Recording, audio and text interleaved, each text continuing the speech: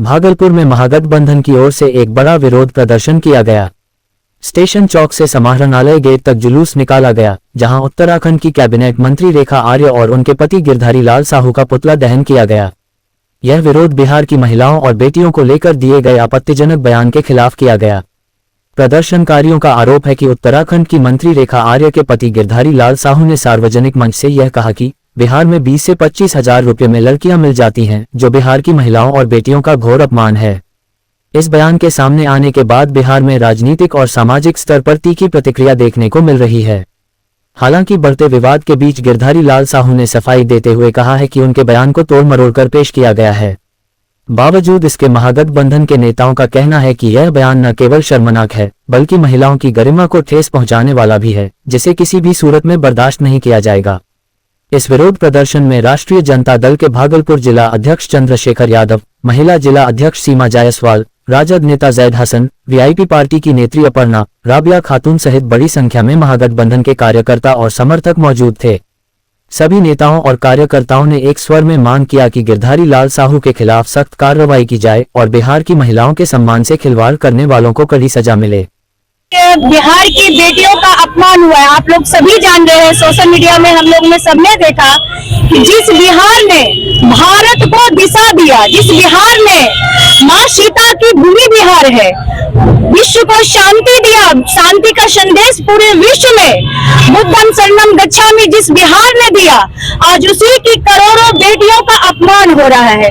बिहार की बेटी जो संघर्ष, तपस्या, मर्यादा, शिक्षा के लिए जानी जाती है, उन बेटियों का अपमान हो रहा है। मैं सरकार से गुजारिश करती हूँ, मेरी आग्रह है, विपक्ष का पूरा परिवार महागठबंधन ये आग्रह करते हैं हम लोग कि जिस व्यक्ति ने करोड़ों बिहार की बेटी के स्वाभिमान की, गरिमा की, मर्यादा का अपमान किया है, उस व्यक्ति को सरेआम आकर के सार्वजनिक रूप से बेटियां, बिहार की बेटियों से माफी मांगे, अन्यथा सरकार उस आदमी के विरुद्ध, उस व्यक्ति विशेष के विरुद्ध कार्रवाई करे। रेखा आर्य के पति ने हमारी बहन बेटियों का, बिहार की महिलाओं को जिस तरह से अपमानित किया कि आओ 25,000 में आओ, बिहार की बेटियां बिकती है, तुम्हारी शादी कर, इसके खिलाफ हम लोग ने पुतला दहन करना और रैली निकाला है। आज राष्ट्रीय जनता दल भागलपुर पूरा परिवार प्रतिरोध मार्च निकाला। जैसा कि आप लोगों को मीडिया के माध्यम से पता चला होगा कि गिरधारी लाल साहू जो भाजपा नेत्री रेखा आर्या के पति हैं, उनकी पत्नी मंत्री है, और भाजपा के सार्वजनिक कार्यक्रम में उनके द्वारा ये बताया गया कि बिहार की बेटियां 20 से 25 हजार में बिकती है। मैं ये मानना चाहता हूँ, मांग करता हूँ, मैं ये जानना चाहता हूँ भाजपा के नेता से, जब आप कहते हैं कि बेटी पढ़ाओ बेटी बचाओ, तो उस समय आपकी कार्रवाई कहाँ रुक जाती है? जब भाजपा के नेता इस तरह का वक्तव्य देते हैं, 14 करोड़ की आबादी में 7 करोड़ हमारी माँ बहनें बेटियां हैं, हमारी माँ बहनी बेटियां कितना अपमानित महसूस कर रही हैं। क्या हमारे यहाँ लड़के नहीं हैं? क्या हमारी बेटियां को इज्जत नहीं है? इस तरह का वक्तव्य भाजपा के नेता दे रहे हैं। गिरधारी लाल साहू पर प्राथमिकी दर्ज हो और यह भी सुनिश्चित हो कि बिहार की बेटियों का इज्जत अब आने वाले दिन में भाजपा के नेता जहां तहां लुच्चे किस्म के बयान दे करके जो अपमानित करने का काम करते हैं, उसमें भी कार्रवाई हो, उसमें भी एक कानून बनाइए। बहुत तरह के कानून आप बनाते हैं। बिहार के 3 जिलों के न्यायालयों को ईमेल के जरिए बम से उड़ाने की धमकी मिलने के बाद प्रशासन पूरी तरह अलर्ट मोड में आ गया है। किशनगंज, पटना सिटी और गया के न्यायालयों को भेजे गए धमकी भरे ईमेल के बाद एहतियातन भागलपुर व्यवहार न्यायालय की सुरक्षा व्यवस्था को और सख्त कर दिया गया है। इस मामले को लेकर जिला विधिक सेवा प्राधिकार भागलपुर की सचिव रंजीता कुमारी ने बताया कि भागलपुर कोर्ट परिसर में प्रवेश करने वाले हर व्यक्ति की सघन जांच की जा रही है। मुख्य प्रवेश द्वार पर मेटल डिटेक्टर लगाए गए हैं, वहीं हैंड मेटल डिटेक्टर से फरियादियों और आम लोगों की तलाशी ली जा रही है। पूरी जांच के बाद ही कोर्ट परिसर में प्रवेश की अनुमति दी जा रही है। कोर्ट परिसर और उसके आसपास अतिरिक्त पुलिस बल की तैनाती की गई है। सुरक्षा एजेंसियां हर गतिविधि पर पैनी नजर बनाए हुए हैं, ताकि किसी भी अप्रिय घटना को समय रहते रोका जा सके। वहीं ईमेल के जरिए दी गई धमकी की जांच के लिए साइबर सेल को सक्रिय कर दिया गया है। धमकी भेजने वाले की पहचान और लोकेशन ट्रेस करने की कोशिश की जा रही है। प्रशासन ने लोगों से अफवाहों पर ध्यान न देने और सुरक्षा जांच में सहयोग करने की अपील की है। फिलहाल स्थिति पूरी तरह नियंत्रण में बताई जा रही है, लेकिन एहतियात के तौर पर सुरक्षा व्यवस्था को हाई अलर्ट पर रखा गया है। जैसा कि आप सभी को पता है कि आज सुबह में respected principal district and session जज के मेल पे पटना सिटी कोर्ट में, गया जी कोर्ट में और किशनगंज कोर्ट में कोर्ट परिसर को बम से उड़ाने की धमकी प्राप्त हुई है। तो इन सब के को देखते हुए भागलपुर में भी एहतियातन पूर्व से ही सुरक्षा व्यवस्था बहुत अच्छी की गई है। यहाँ पर जो भी मेटल, दोनों गेट पे, एंट्री गेट पे मेटल डिटेक्टर लगे हुए हैं। इसके अलावा कोर्ट परिसर के अंदर भी हर जगह जगह जगह पे सुरक्षा व्यवस्था की गई है, ताकि इस तरह की कोई भी अप्रिय घटना ना घटे।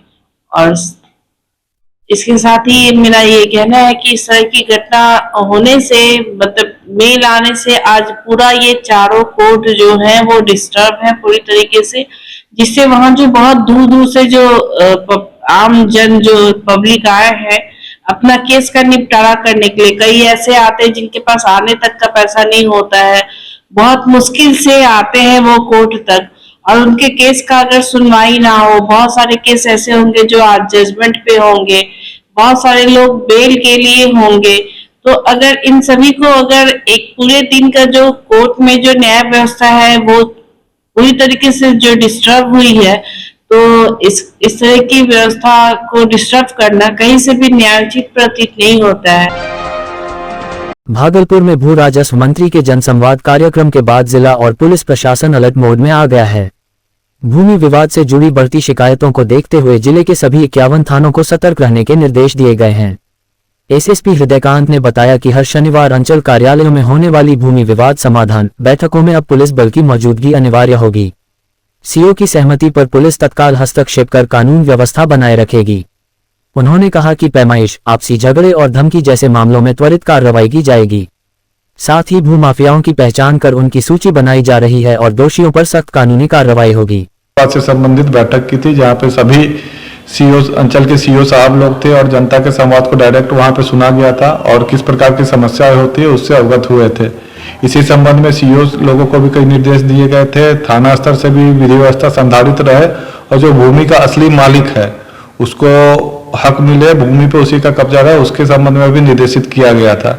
जहाँ पे नापी करवानी हो वहाँ पे सीओ के साथ समन्वय स्थापित करके नापी करवाए। यदि कोई पड़ोसी वगैरह तंग कर रहा है, अनावश्यक अतिक्रमण किए हुए हैं, तो उसको भी सीओ के साथ मिलकर हटाने के लिए निर्देशित किया गया। इसके अलावा जो शनिवार की बैठक होती थी, जनता दरबार पहले थाना स्तर पर लगता था, अब वो अंचल कार्यालय में लगने लगा। उसमें भी सभी थाना प्रभारी को, उस अंचल में मान लीजिए एक या एक से ज्यादा थाना पड़ते हैं, तो सभी थाना प्रभारी को उसको अटेंड करने के लिए कहा गया है। इसके अलावा भू माफियाओं के विरुद्ध जो फर्जी कागजात बना के प्राथमिक कार्रवाई करते हैं जमीन पे कब्जा करने की, उसके विरुद्ध प्राथमिकी दर्ज करने का भी निर्देश दिया गया है विभाग से। तो उसके लिए भी थाना प्रभारियों को आदेशित किया गया है और माननीय डीजीपी साहब ने भी कहा है कि भू माफिया की संपत्ति को चिन्हित करके उसको अधिग्रहण करने की कार्रवाई की जाएगी, जब्त किया जाएगा। तो उसके लिए भी हम लोग कार्रवाई करने के लिए निर्देश दिए हैं। भागलपुर से बीजेपी विधायक रोहित पांडेय ने जेएनयू से जुड़े हालिया घटनाक्रम पर कड़ा बयान दिया है। उन्होंने कहा कि जेएनयू में जो घटनाक्रम सामने आया है वह देशद्रोही मानसिकता को दर्शाता है और इसे किसी भी सूरत में स्वीकार नहीं किया जा सकता। रोहित पांडेय ने कहा कि लोकतंत्र में विरोध करना हर नागरिक का अधिकार है, लेकिन इसकी आड़ में देश के खिलाफ नारेबाजी या बड़े नेताओं के विरुद्ध अपमानजनक टिप्पणी गलत है। उन्होंने जेएनयू प्रबंधन से दोषी छात्रों और संगठनों के खिलाफ सख्त कार्रवाई की मांग की है। विधायक ने कहा कि प्रतिष्ठित शैक्षणिक संस्थानों से राष्ट्र विरोधी विचारधारा का प्रसार चिंताजनक है। फिलहाल जेएनयू प्रकरण को लेकर सियासत तेज हो गई है और आने वाले दिनों में इस मुद्दे पर बयानबाजी और बढ़ने की संभावना है।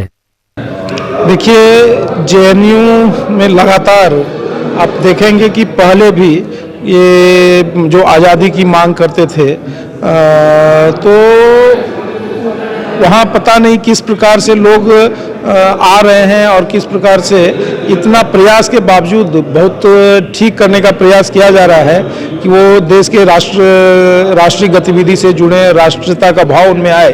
लेकिन उसके बावजूद जो है जेएनयू में समय समय पर देश विरोधी नारे, देश के नेताओं के जो है वो अपमानजनक बातें इस प्रकार की आते रहते हैं। लेकिन हम तो अभी यही आह्वान करेंगे जेएनयू में पढ़ने वाले सभी युवाओं से कि वह समय और परिस्थिति के हिसाब से देश की राष्ट्रीयता की भावना से जुड़े।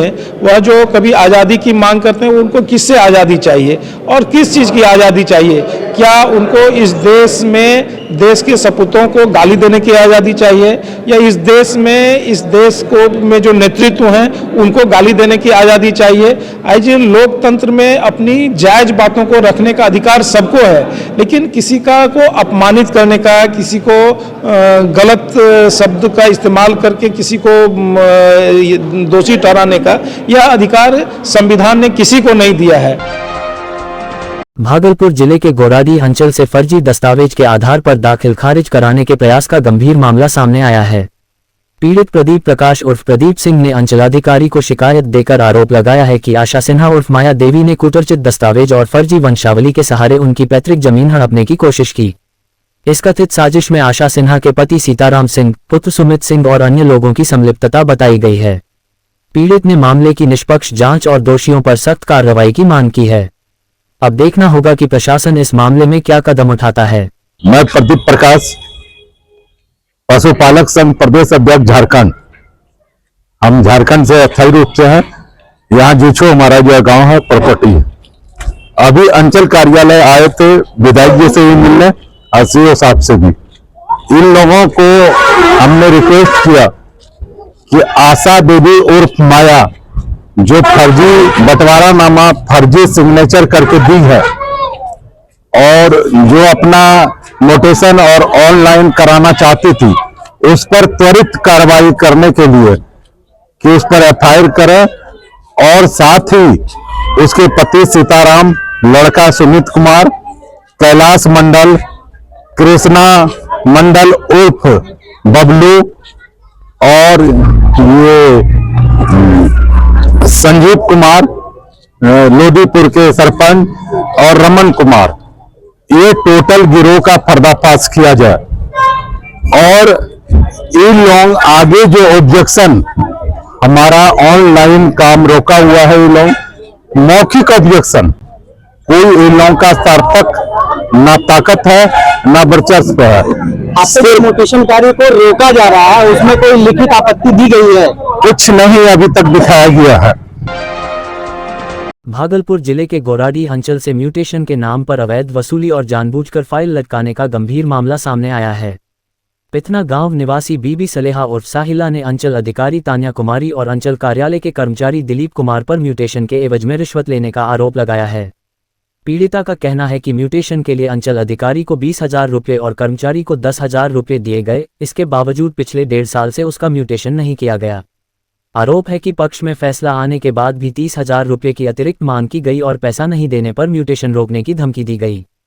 पीड़िता ने बताया कि वह एक गरीब विधवा महिला है और इतनी रकम देना उसके लिए संभव नहीं है। मामले को और गंभीर बताते हुए पीड़िता ने स्थानीय भूमाफिया मोहम्मद अकबर और उसके साथियों पर जबरन जमीन कब्जाने, कच्चा मकान तोड़ने का प्रयास, मारपीट और जान से मारने की धमकी देने का आरोप लगाया है। उसने किसी भी अप्रिय घटना की आशंका जताई है। पीड़िता ने इस संबंध में विधायक शुभानंद मुकेश से शिकायत की है, जिन्होंने मामले की जांच कर उचित कार्रवाई का आश्वासन दिया है। पीड़िता ने प्रशासन से तत्काल म्यूटेशन कराने, कथित अवैध वसूली की उच्चस्तरीय जांच और भूमाफियाओं के खिलाफ सख्त कार्रवाई की मांग की है। क्या नाम है? बीबी सालेहा उर्फ साहिला। कहाँ से आए हैं? कितना से? कहाँ आए थे? यहाँ गोराडी अंचल। अंचल। क्या समस्या है आपका? समस्या है कि मेरा 1.5 कट्ठा जमीन जो है तो हमको मेरा आदमी पति जो है तो मोल लिया, बिक्री नामा के वाला मेरे पास 1,56,000 का है, समझा। और जा करके जो है तो क्या करी कि फर्जी बना कर करके हेवा जो अपने से डायरी लिख ली और लिख करके अपनी बीवी को रजिस्ट्री कर दी। और मेरा बुढ़ाव जा करके DCLR का कहा कि नहीं, हम नहीं तो को लिखा है। DCLR को बुढ़ाव कही कि हम कभी नहीं लिखा, लिखते तो सब बेटा को मौजूद ले लेते, दस्तखत सब बेटा से करा लेते, तब तक को लिखते, हम नहीं लिखा है। चीजें बहुत पाइलअप हो गई है। जिला अधिकारी को भी कह दिया है कि उस पर संज्ञान लेते हुए तत्परता से कार्रवाई करने की जरूरत है। और जनप्रतिनिधियों को भी कहा है कि वैसे कुछ जो समस्या है, क्योंकि हमारे ग्रामीण बहुत सारी चीजों को समझ ही नहीं पाते, तो फिर उस पर संज्ञान किया जाएगा। तो उसको भी समझाने की जरूरत है। उनको मैंने परेशानी हो रही है। कहा है कि आप जरा सा इन सब के प्रति संवेदनशील रहिए और काम में थोड़ा सा गति लाइए। भागलपुर में बीजेपी नेता सह पूर्व केंद्रीय मंत्री शाहनवाज हुसैन ने प्रेस ब्रीफिंग करते हुए कहा कि देश में कांग्रेस को जीराम जी के नाम पर आपत्ति गैरवाजिब है। कांग्रेस का घर तो संभल नहीं रहा है, आपस में ही मारपीट शुरू हो गई है। दिल्ली के मस्जिद ध्वस्त प्रकरण पर शाहनवाज हुसैन ने कहा कि कोर्ट के आदेश पर कार्यवाही हुई है, मस्जिद को कोई नुकसान नहीं हुआ है, लेकिन रेयूमा की वजह से हंगामा हुआ है, जैसा कि जेएनयू में भी देखा गया। आंदोलन करने वाले छात्र देशद्रोही को साथ देने लगे हैं, जो अब नक्सली की तरह काम कर रहे हैं। बांग्लादेश के हालात पर बोले कि वहां बसे हिंदुओं पर अन्याय और अत्याचार हो रहा है। भारत कई तरीके से बदला ले रही है। पीएम नरेंद्र मोदी आज के तारीख में ग्लोबल लीडर हैं और यही वजह है कि इंडियन इकोनॉमी लगातार ग्रोथ कर रही है।